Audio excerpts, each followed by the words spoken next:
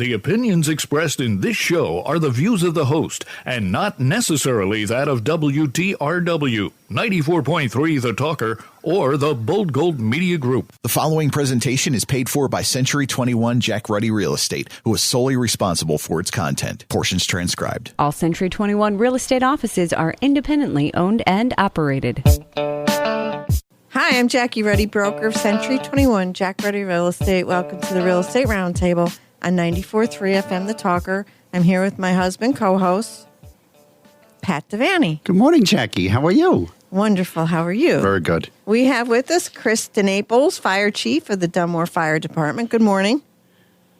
Good morning. A pleasure to be with both of you today. You're calling in from an undisclosed safe location, Chief?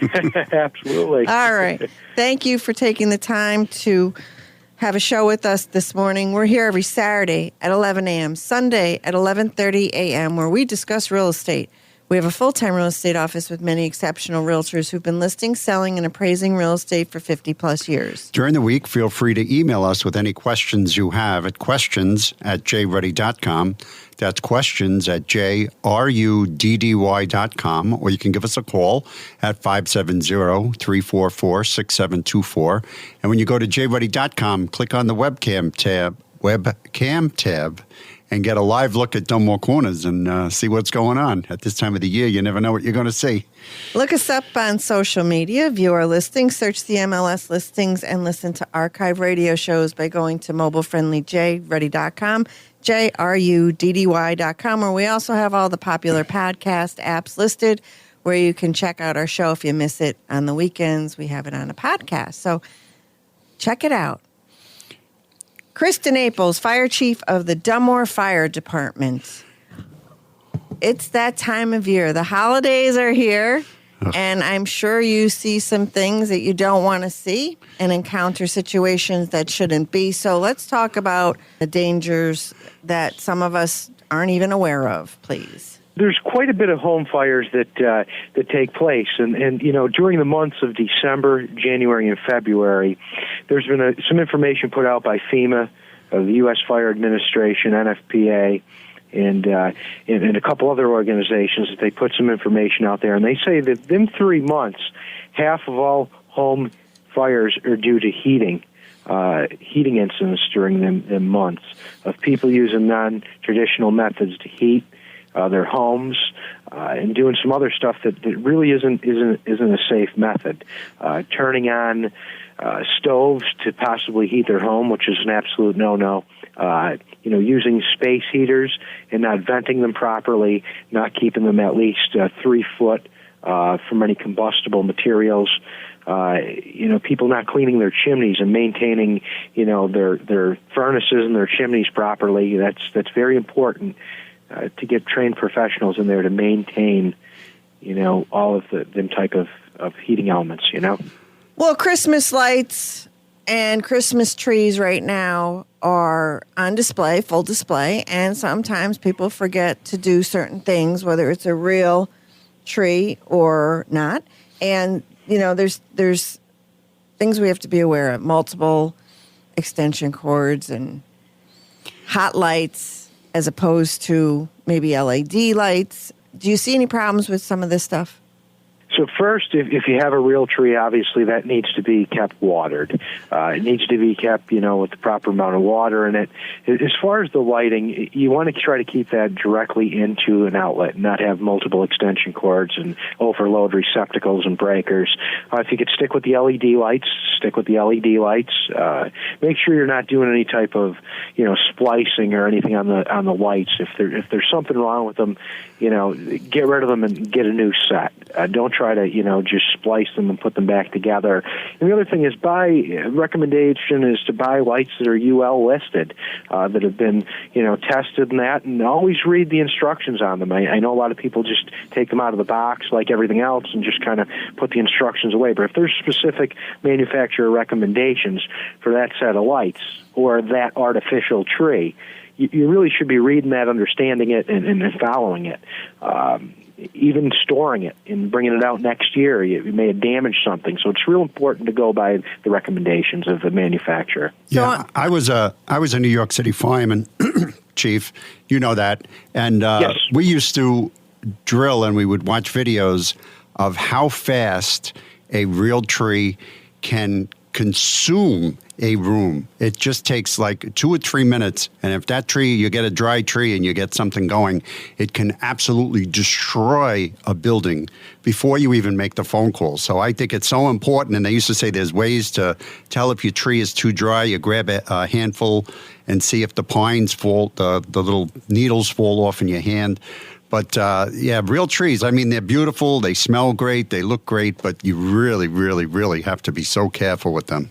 Well, even artificial Absolutely. could be problematic if the lights are on too long and hot, right? Or if there's not. Well, people want to save money. You know, they have these lights on the trees, and the tree has been, put away in a box and squished, and these wires have been crimped. The thing now is to just pull a tree out of a box and it's pre-lit. But what if that wire was kinked or nicked when it was put away, and then you plug it in, you could get a spark, you could get a ground. It's, people think they're saving money, but lots of times you're not saving anything. Hazard waiting to Yes, happen. yes. So that UL stamp that's on a box just means that the product has been tested and it's determined to meet certain defined requirements. It's safe. So we Correct. should be looking at that box to see, because you go into like a store, a discount store.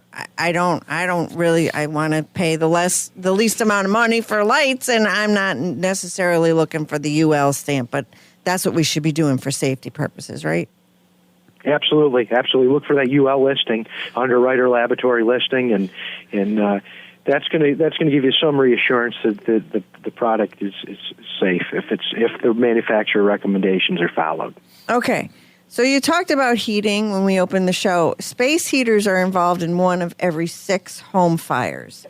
Space heaters, is there any kind of recommendation you have as a fire chief? I know you're not a heating expert or a plumber, but selecting a space heater, do you have something that you can share with our listeners recommending what we should be looking at there, please?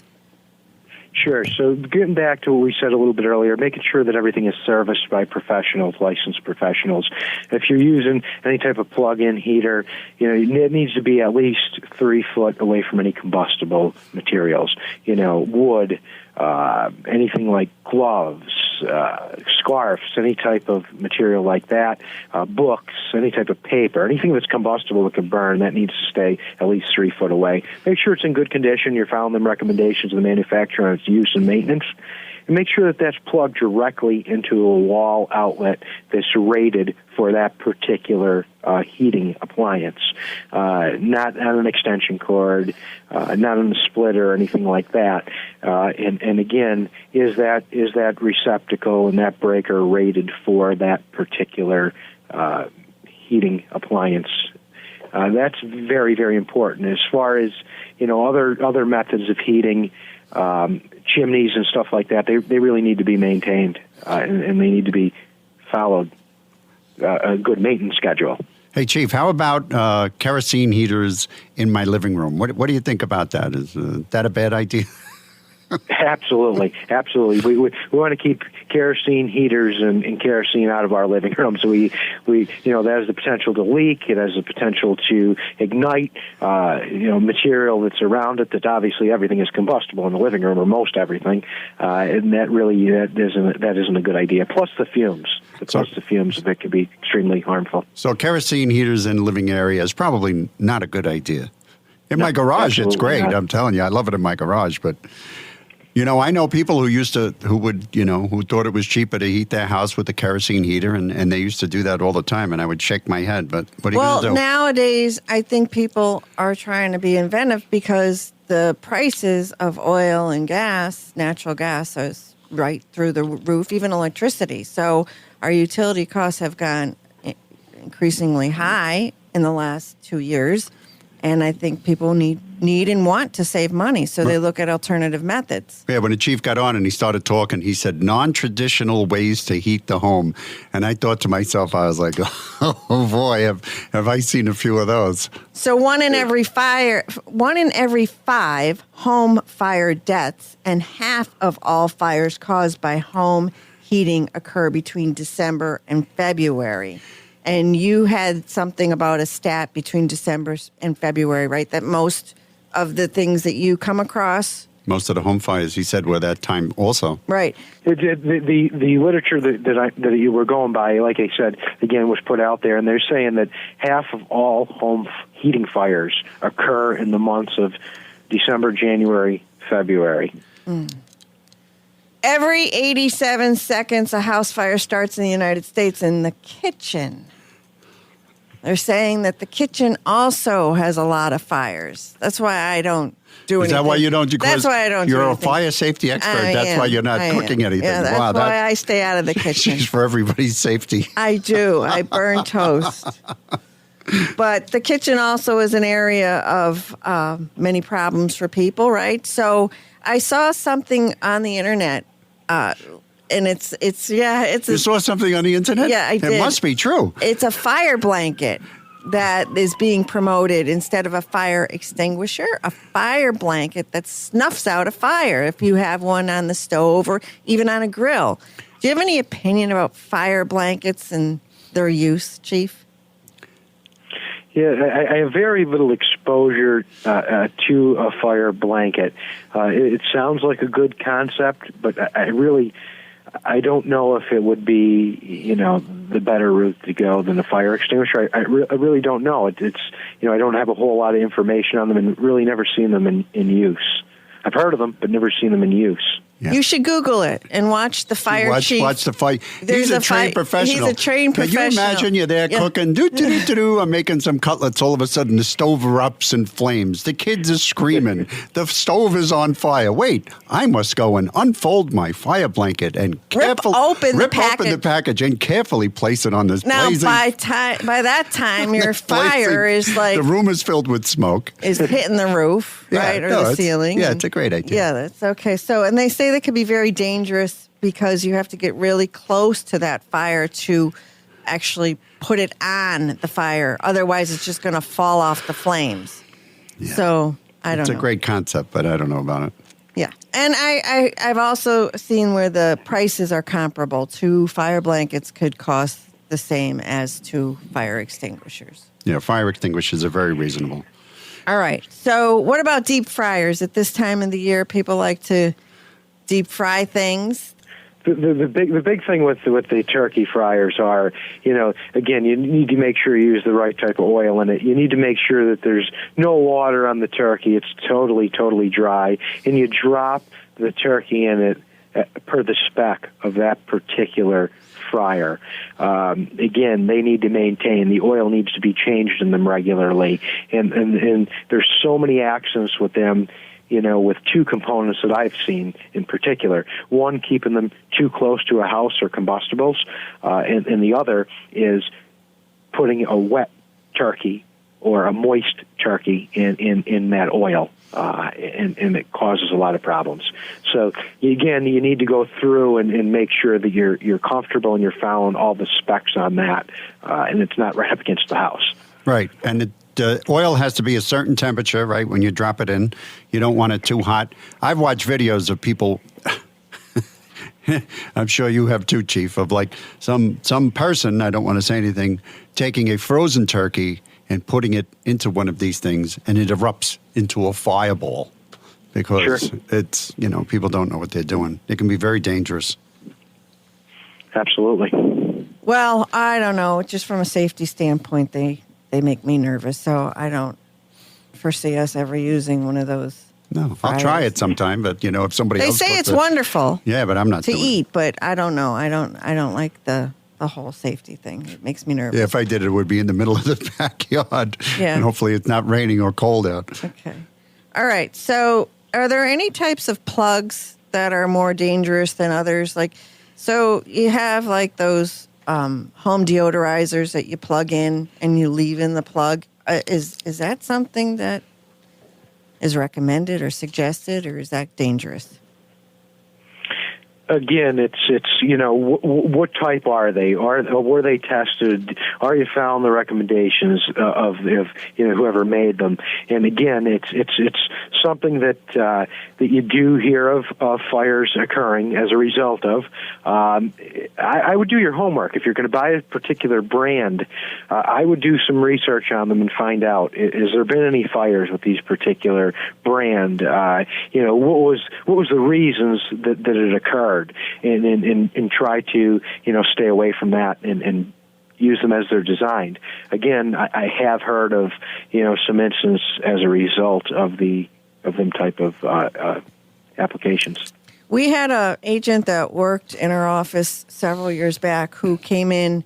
Her brother experienced a fire in his house in California due to a phone charger and the big fat plug, and that really destroyed a room in their house. And so are there outlets that can protect somebody? I leave my phone charger on in a plug at the office, at my home, but I often think about that. Are they more dangerous than any other plug?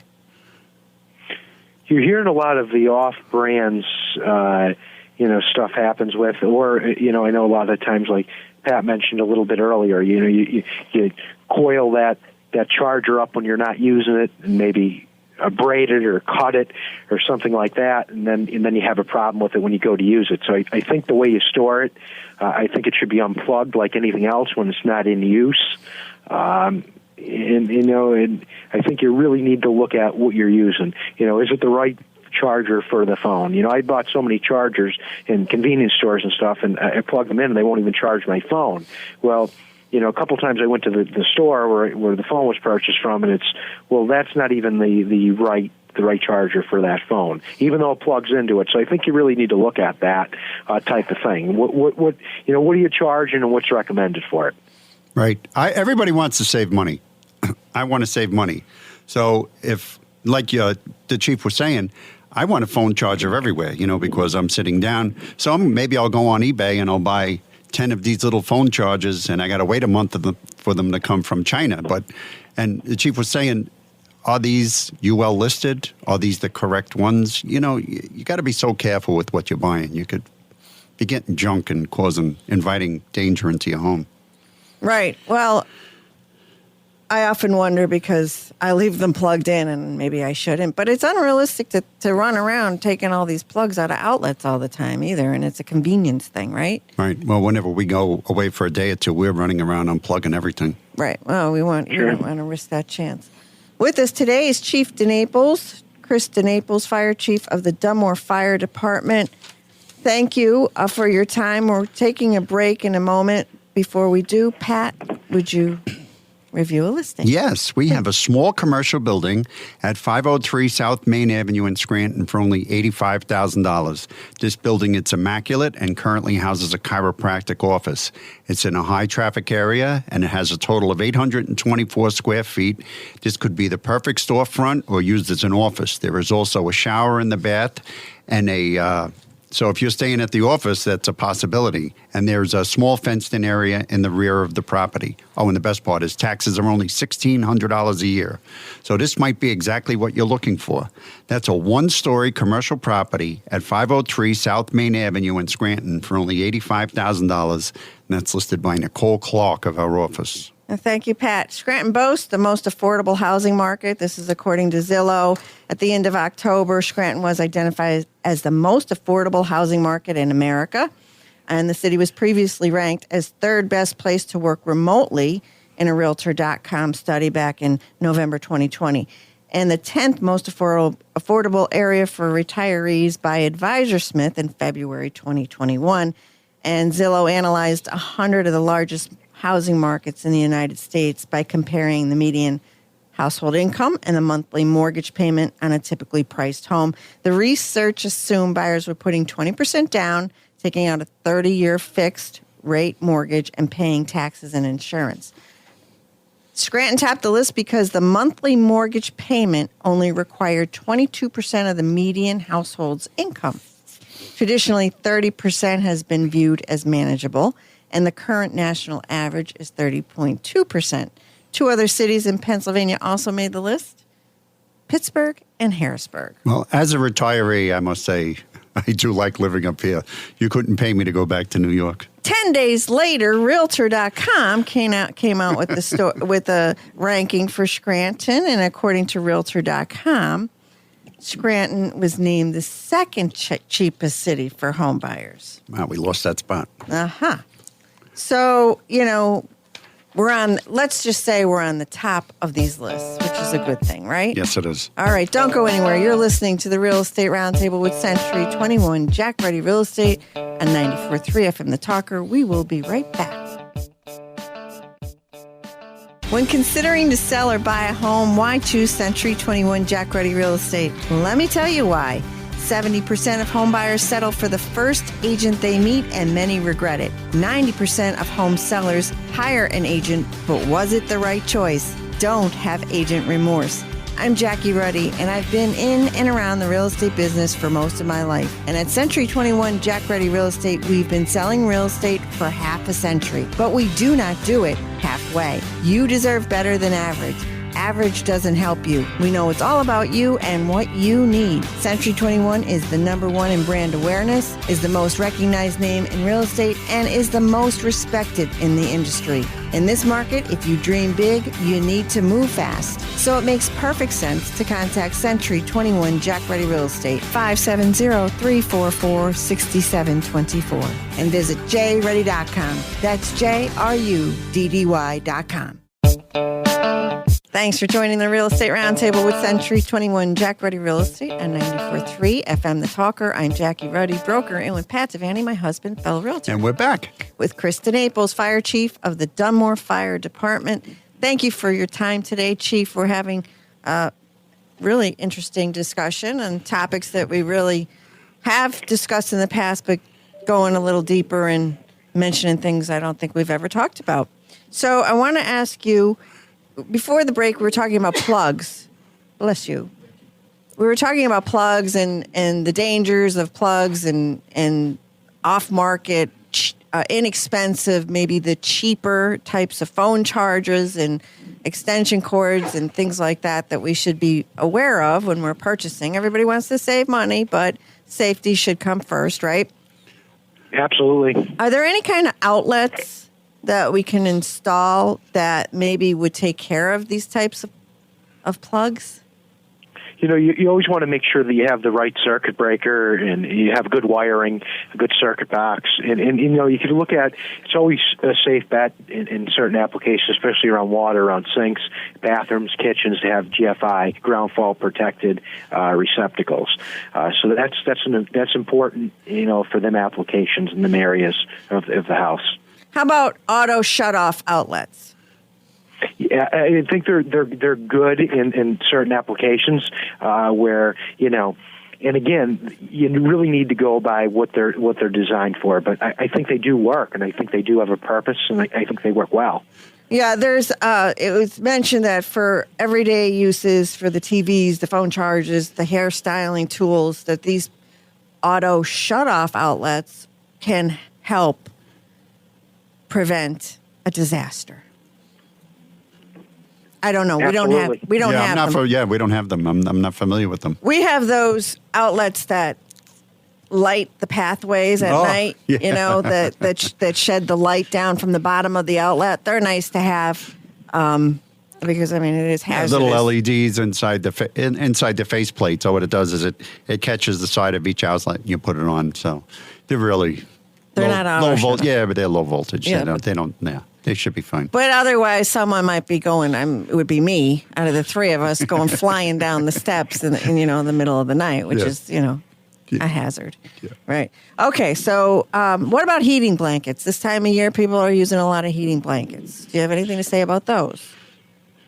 Yeah, the heating blankets, you hear of a lot of people, they get burned with them. They fall asleep. I know some of them have a selection on them. At least the one I have has a selection on it where you could turn it up.